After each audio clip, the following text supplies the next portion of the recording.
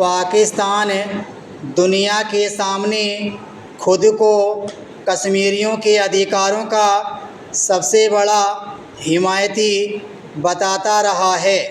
वह यही बेसुरा राग अलापता आया है कि भारत जम्मू कश्मीर में मानवाधिकारों का उल्लंघन करता आ रहा है, लेकिन आज पाकिस्तान के अवैध कब्जे वाले जम्मू कश्मीर में वहाँ के लोगों का जैसे निर्ममता से दमन हो रहा है, वह दर्शाता है कि पाकिस्तान की कश्मीर नीति का उद्देश्य कभी कश्मीरियों का हित नहीं बल्कि इस मुद्दे का राजनीतिक और कूटनीतिक इस्तेमाल करना था।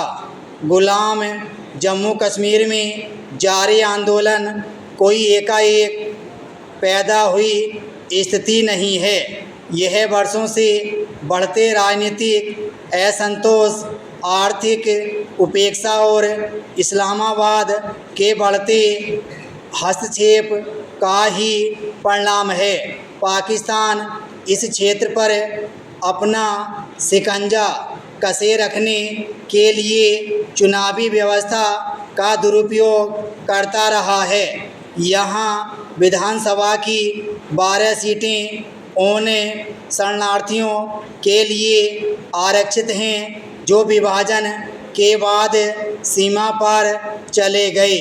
मूल रूप से जम्मू कश्मीर के ये विस्थापित आज पाकिस्तान के विभिन्न हिस्सों में रहते हैं। स्थानीय लोगों की एक शिकायत यह भी है कि इन सीटों पर अपने मनमाने रवैये से पाकिस्तानी सत्ता प्रतिष्ठान चुनाव परिणामों को प्रभावित करता है, जिसमें स्थानीय जनता की आवाज़ और हितों को उपेक्षित किया जाता है।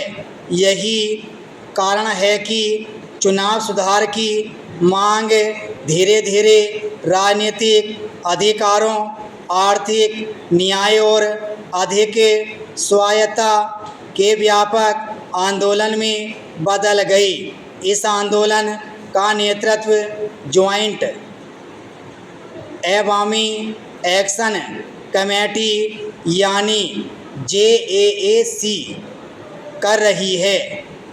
उसके नेताओं से संवाद के बजाय पाकिस्तानी शासकों ने उन्हें कुचलना शुरू कर दिया, जिससे लोगों में आक्रोश और बढ़ गया। इसी बीच हुए विधानसभा चुनावों से विवाद और गहरा गया।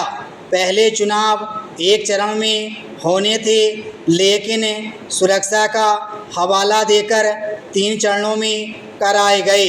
पूर्व प्रधानमंत्री इमरान खान की पार्टी से लेकर JAAC ने चुनावों को अविश्वसनीय बताते हुए उनके बहिष्कार का आह्वान किया। चुनाव लड़ने वाले दलों ने भी एक दूसरे पर मतपेटियां लूटने और वोटों में हेरफेर के आरोप लगाए। ऐसे में यह सवाल स्वाभाविक है कि क्या गुलाम जम्मू कश्मीर में लोकतांत्रिक संस्थाएं वास्तव में जनता की इच्छा का प्रतिनिधित्व करती हैं या केवल इस्लामाबाद की राजनीतिक ज़रूरतों को पूरा करने का जरिया बनी हुई हैं। सबसे चिंताजनक बात प्रदर्शनकारियों के खिलाफ हुई हिंसा है। सुरक्षा बलों ने निहत्थे लोगों पर गोलियां चलाईं, जिससे बड़ी संख्या में नागरिकों की मौत हुई। सबूत मिटाने के लिए शवों को अस्पतालों और सार्वजनिक स्थानों से हटाया गया। इस पर अंतर्राष्ट्रीय मानवाधिकार संगठनों ने उचित ही चिंता जताई है। एमनेस्टी इंटरनेशनल ने इंटरनेट सेवाओं की बहाली, हिंसा की निष्पक्ष जांच और पत्रकारों तथा स्वतंत्र पर्यवेक्षकों को क्षेत्र में जाने की अनुमति देने की मांग की है। विराम स्टॉप।